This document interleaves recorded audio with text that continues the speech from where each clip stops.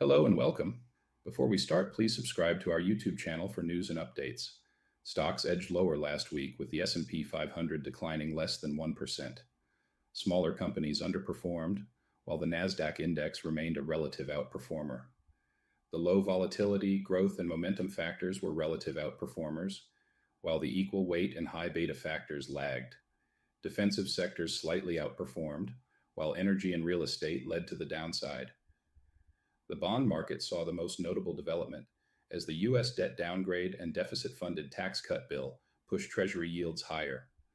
Long duration Treasury and corporate bonds underperformed, while shorter duration bond proxies were unaffected. Volatility picked up modestly, with both equity, VIX, and bond, MOVE, gauges rising after recent declines. Meanwhile, the U.S. dollar weakened amid growing fiscal concerns.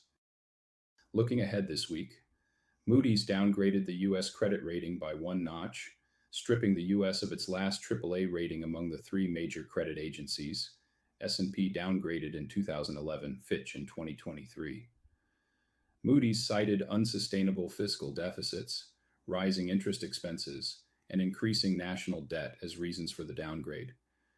It also pointed to political dysfunction, including repeated debt ceiling standoffs and a lack of a credible long-term fiscal plan. Implication: the downgrade wasn't a surprise, but it comes amid mounting concerns about the country's fiscal health. The downgrade comes as Congress debates the Trump administration's tax cut bill, which seeks to extend the 2017 tax cuts. Supporters argue it could boost investment and economic growth, but estimates suggest it could add $3 to $5 trillion to the national debt over the next decade, raising concerns about fiscal responsibility. Implication: the House passed its version of the bill, but its fate remains uncertain as some Republican senators push for significant changes. Fed officials continue to signal a cautious and data-dependent approach to rate cuts.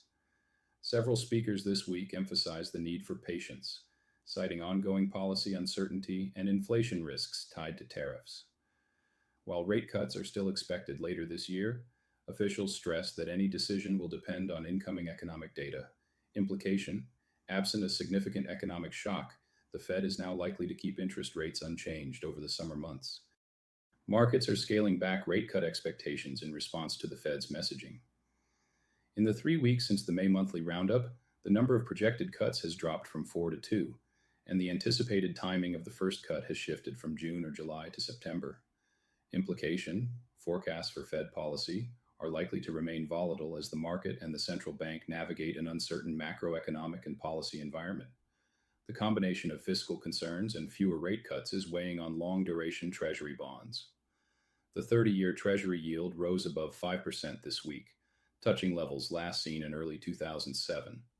The catalyst: a lackluster auction of 20-year U.S. Treasury bonds. Implication: bonds are facing selling pressure as investor sentiment turns deeply negative. It's important to distinguish why yields are rising.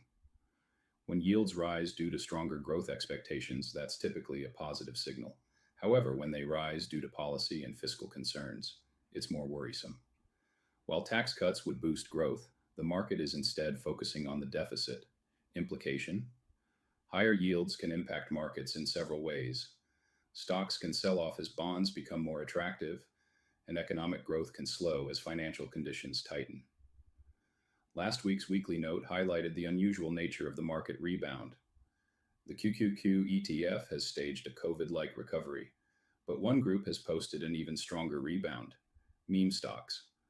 CoreWeave has gained 180% since its late March IPO, when it struggled to attract investor interest, and NVIDIA stepped in as an anchor investor.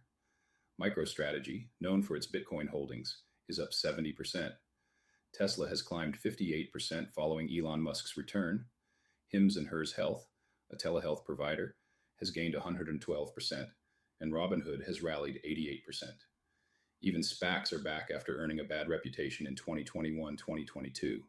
Implication: this is not a normal market. Thank you for listening. Stay calm, stay invested, and let us know if we can help. Visit MRAadvisory.com to learn more and schedule a conversation with one of our advisors.